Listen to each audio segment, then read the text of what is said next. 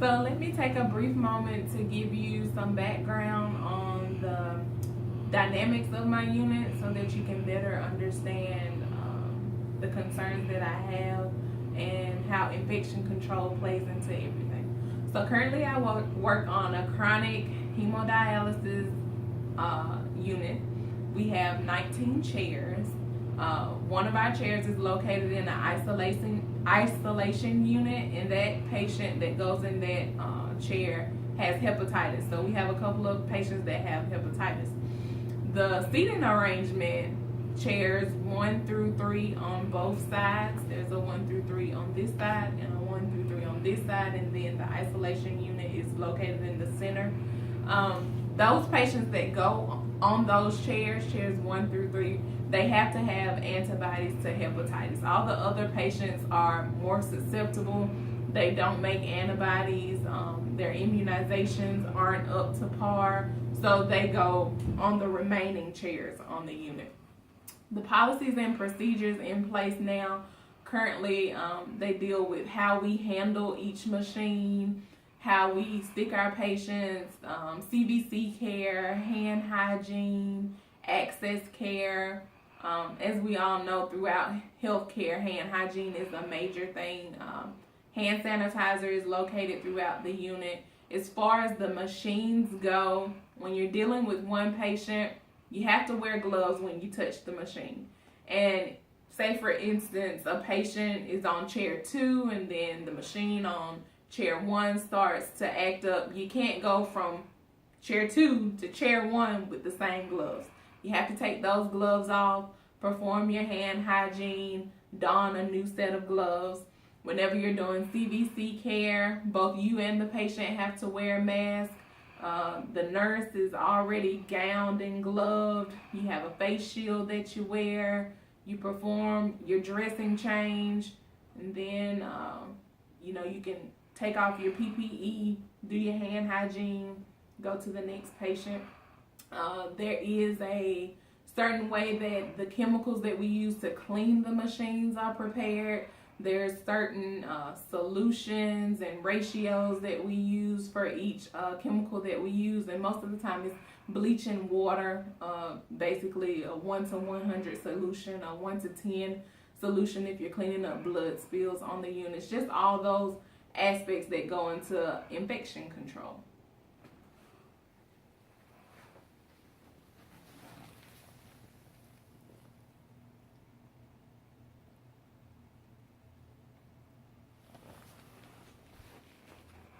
So as we know, at the center of the treatment plan is the patient.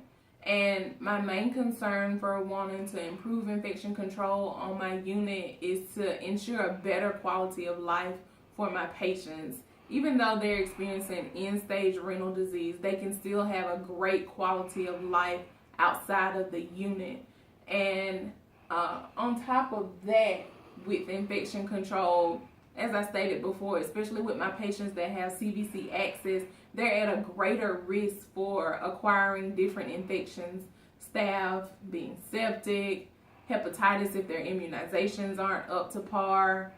So I just want to make sure that I'm doing my part not to introduce any new ailment to them, and to ensure that the quality of life that they have now, especially if it's one where they're on the go and they're still able to maintain their home lives, that we continue that, if not better in it.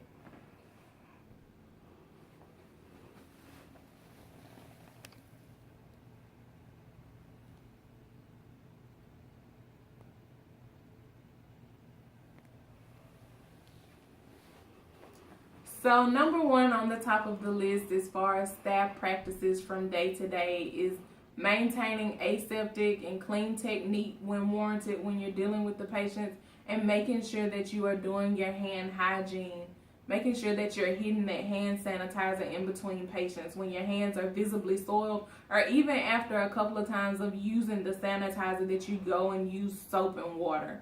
Another thing is letting management know what policies and procedures don't fit the unit. Although something may work well for a hemodialysis unit, down the street, you also have to look at the acuity of the patients that you're dealing with, the work stresses and the environment, your staffing. Not every policy and procedure is a standard.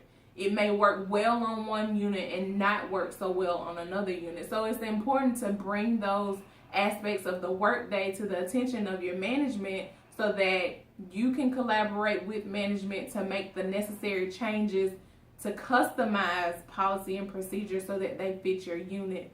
Another aspect of staff practices that we need to keep in mind is educating our patients. Not only should our staff be doing their hand hygiene, but patients need to do their hand hygiene as well as for our patients that have arterial venous access, the fistulas and the grafts, making sure that they're washing their access before we go in to start sticking their access to start their treatment.